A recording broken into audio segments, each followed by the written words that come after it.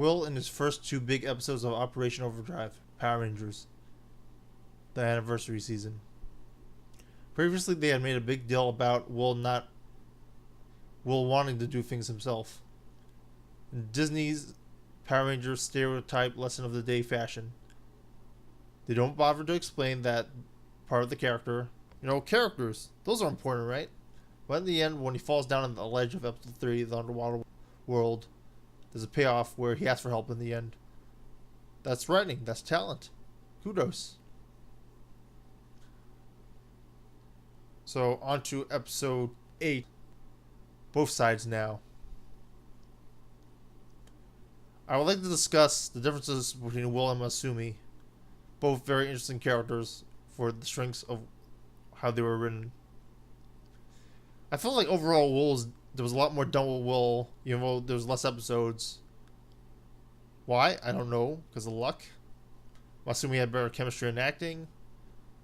Masumi was a treasure hunter versus Will in how Masumi should have been written as an expert safecracker, spy, etc. And then, at the beginning of the episode, everyone should just assume that Will would leave if they had not watched Bouken, if they had never watched Power Rangers, if they had never watched Disney, if they had never watched a kids show. With Super Sentai, the actors, much like Power Rangers before, are soap opera, J-drama, actors who are trained in those areas. Whereas in Power Rangers, this season at least, it's a completely different demographic. Hence the completely different directions. The writers are more talented as well in Super Sentai, although you have to applaud the attempt and balls for the Power Rangers writers. Keep in mind that this is the same crew that was destroyed and broken up after RPM failed, and Jackie Marchand had been a big writer since the Saban days. They still have some crew from SPD. Obviously, Bruce Kalish can't say anything bad about Disney without endangering his job, despite the fact that he did have some good seasons.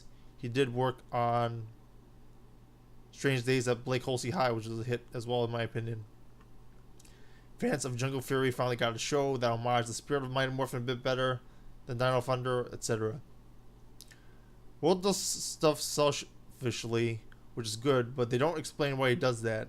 They don't build it as if he was characteristically a bad guy or an anti-hero. Because it's Disney. You can't write anti-heroes in Disney. You have to make clear-cut good guys. Except he isn't one. Yes, that's not confusing.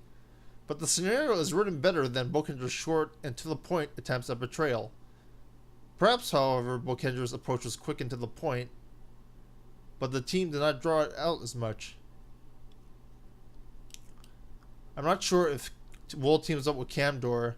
Probably not, since Camdor was introduced after his betrayal. I like the brothers before woman storyline they developed. They don't tease him or Will with Rose and Phil with Ronnie, but the Miratrix one was done well. Considering what happened, and it was also part of the storyline. Continuity, character continuity, very good.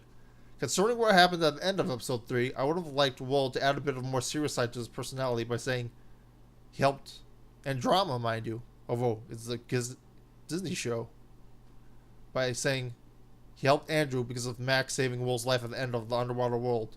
But story, character, that's important. How dare you propose that?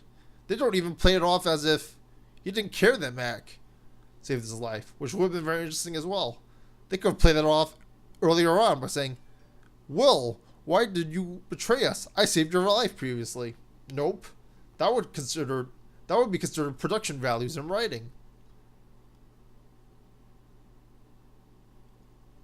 Oh well. The trick they do against the Rangers is well done. If it wasn't for Power Rangers or a kid show, you would have assumed they had switched sides. And I think 10 years later, I finally realized that and really appreciated the Bold character for its positives opposed to its negatives.